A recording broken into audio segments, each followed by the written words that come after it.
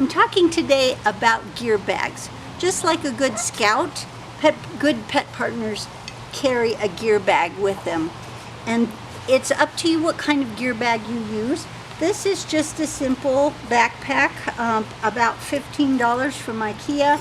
It has several pockets to it, places to carry your extra stuff, and I'll show you what goes in it. But you may not need anything that big. We do have one handler who just visits with a little camera bag about this size. He visits in one place with a cat, so he doesn't need a whole lot of equipment. Let me tell you what the basic stuff is, and then you can choose the bag that works best for you. These are the essential things that you'll need to put in your bag. First of all, you've got to bring water for your animal. And it's a good idea, even if it's in every room that you visit, it's a good idea to bring a water bottle so that your clients have a chance to nurture your dog by pouring the water in a water bowl. And it's nice to have, I like the silicone ones now, didn't have one to display, but those are nice because they fold up so easily. You'll also want to bring some treats for your dog if your dog can keep their head and not completely lose their mind when there are treats present. Make sure the treats are not smelly and they don't leave a residue in the resident's hand. And for that reason, I recommend Cheerios, because any dog that likes food usually likes Cheerios. Even some cats like Cheerios. So those will help your dog learn that they're doing a good job. And that's especially important when dogs are just getting started, or animals are just getting started in visiting. Bring a first aid kit, just a tiny one, with some tape, some Band-Aids, and a 4x4 bandage, just in case your dog were to step on a piece of glass getting out of the car, or you were to look down and find that you were bleeding for some odd reason. You'll have something to put on it. If your animal is injured at the beginning of a visit and has an open wound, you won't be able to finish the visit that day. You'll be able to go home at that time because the animal could pick up some pretty nasty bacteria from the facility. Bring some kind of spray cleaner. I like Nature's Miracle dander remover to get off dander for people that are allergic to dogs. It's also nice to have an antibacterial spray that's safe for dogs' coats. Check your veterinarian for that one. Just in case somebody's petting the dog and you think, I really would like to make sure that dog's wiped down before the next client.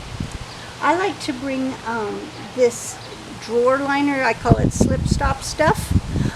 It's the kind of stuff that's kind of rubberized, and you can put it down on a chair or on a table before you put on a barrier for your dog.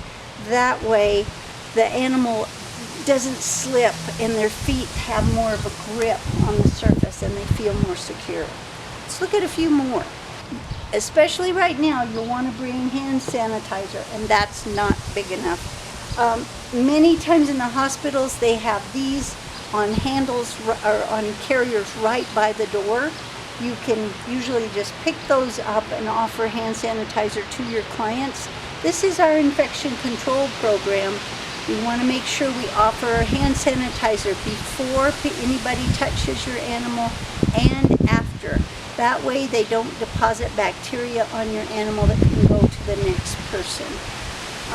You can always explain to them that your animal's very clean, but you don't want to bring any germs to anybody else. Have a smaller container with you, because as soon as you get out of the car, people are going to want to touch your dog. So have it handy so that you can whip it out quickly and offer it to people. I ask the facilities to provide hand sanitizer, but again, we all need to bring it ourselves.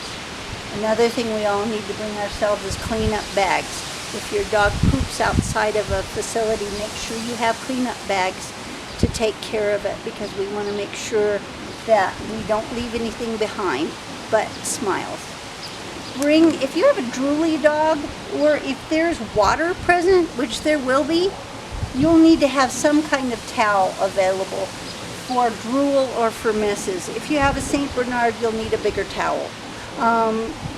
But all of our dogs, you'll just need something. Even if you're using something that small, you've got to bring some kind of towel to clean up, just in case your dog slops a lot of water when they get a drink. If you're working with a therapist and they would like to work with toys with your dog, bring some special toys. Make sure they're clean, wash them after every visit, and keep them special for working so they're really important to your dog and very motivating to your dog. Bring some kind of calendar and pen for writing down your next appointment. This seems like a lot of stuff, doesn't it? You don't have to carry this all the time, but depending on what kinds of settings you work in, it's nice to be able to rummage around in your gear bag and find something special. Sometimes if your dog enjoys grooming, you'll want to bring some kind of brush for your clients to use to groom your dog. Remember that this is about giving your clients a time to nurture your dog, not about grooming. So the things that you'll learn from the grooming film, those kinds of brushes are not appropriate for here. What you need for this is something that doesn't have hard, sharp corners, no metal parts, just very, very soft. This is a nurse's brush. If you know nurses, see if you can get a few of these. These are really, really nice because they're so soft. You can rub them on your face and they feel very, very pleasant to the touch. The Zoom grooms that you can get from Old Navy or from Intermountain Farmers, these are also very, very soft.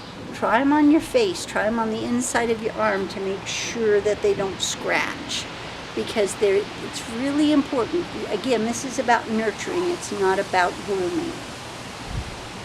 This is about grooming. When you leave, make sure you don't leave any dog hair. So bring some kind of roller with the sticky stuff on it, or one of these lint rollers to take the dog fur off of your clients.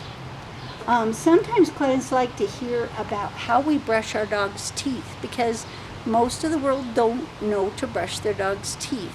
So I bring an old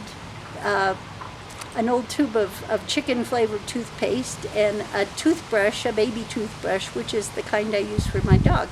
And I show people how I use this. I don't let clients brush my dog's teeth. I think that's way too invasive and intrusive into their personal space.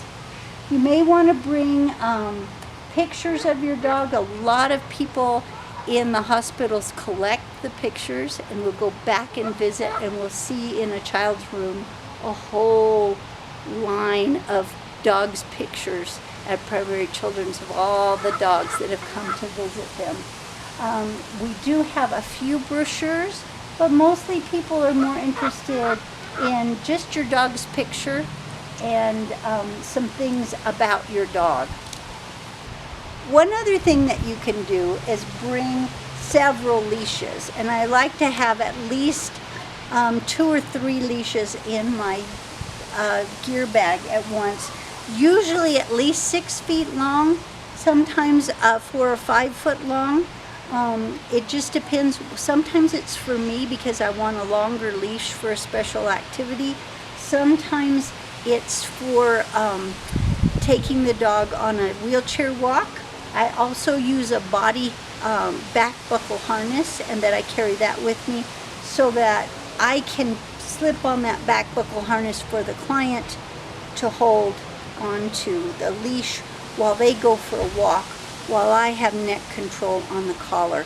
I don't want to have clients attaching their leash to my dog's neck collar, because that can damage my dog's neck and trachea, and I think that's just not safe, and I just rather not give up that kind of control. Of course, we never, ever, ever, ever, ever, never hand over your dog's leash to somebody else.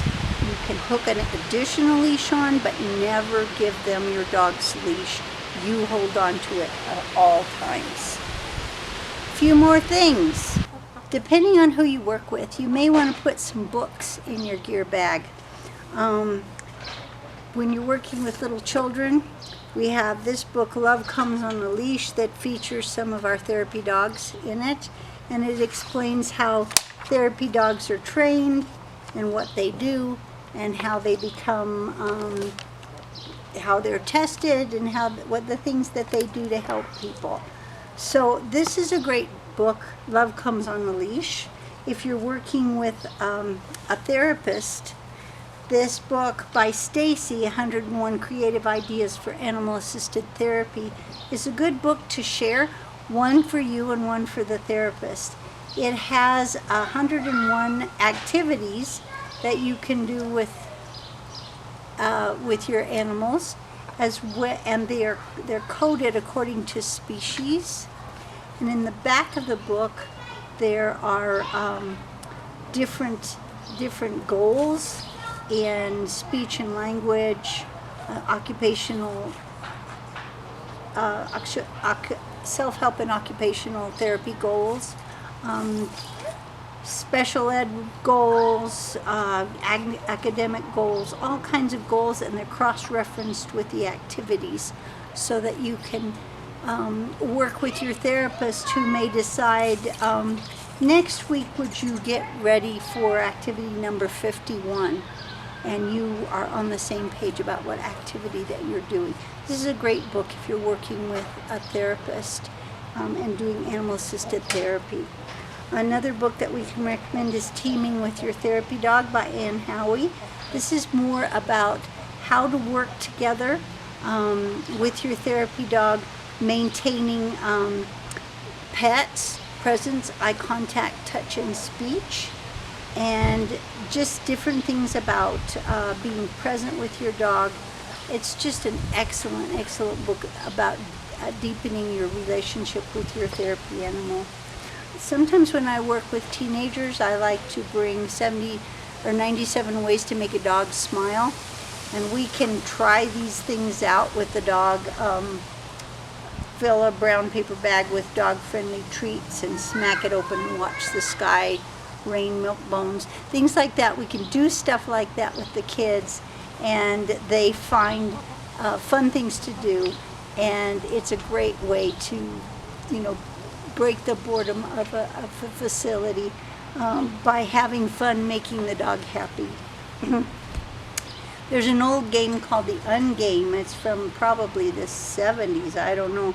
But it's a game that I've used in the past with clients and with the therapist, where we pick out cards for the therapist to use for the clients, and the client's supposed to pick a card and talk about it. And my dog would walk around from person to person and pick the person who gets to be, gets to choose the next card, and sit with them the whole time that they're working with their card. So there's just a whole variety of fun things that you can do with your dog with books. Another thing that I wanted to show you was the blanket. If you're reading with a dog, you may want to have a special mat just for your dog for reading. This is one with our logo. It just unfolds so that there's a side for the floor and a side to sit on. And it's especially nice to have some kind of blanket to sit on when you do special events or events with children, so that it defines your dog's space. And you can use that to tell the kids, let's take one person at a time on the dog's mat with the dog. And that keeps them from being overcrowded. Some other things to be aware of. I like to keep a copy of Skills to Spot in my bag, just to remind me of the things that I'm supposed to be doing. You have it in your notes, and it just reminds you of all the skills that a great handler has. None of us have them all the time, but it's always good to have a written reminder of what we could be doing to make every visit a little better. We all wear t-shirt, either white or green, a polo shirt embroidered with our logo, and that's our uniform with either black or tan pants. Sorry, I'm outside in the summer, I'm wearing jeans. But we try to look very professional when we're visiting, and so we wear our green or white shirt embroidered with our logo with black or tan pants. Another thing you might be interested in, Stacy shows us her three-legged stool that she sits on when she visits. I like to carry just a gardening mat with me. One side is designated for the floor, so it always goes down on the floor. And when I'm visiting with a client, I can be on my knees on that mat, and it really saves the knees, and I'm at eye level with my dog when my dog is on a patient's bed. That way I'm not leaning over them to support my dog. And they can look down at me from the bed and we can visit. It's a very nice comfort thing, and since I like carabiners so much, if you can tell, I have it just clipped to my gear bag on the outside.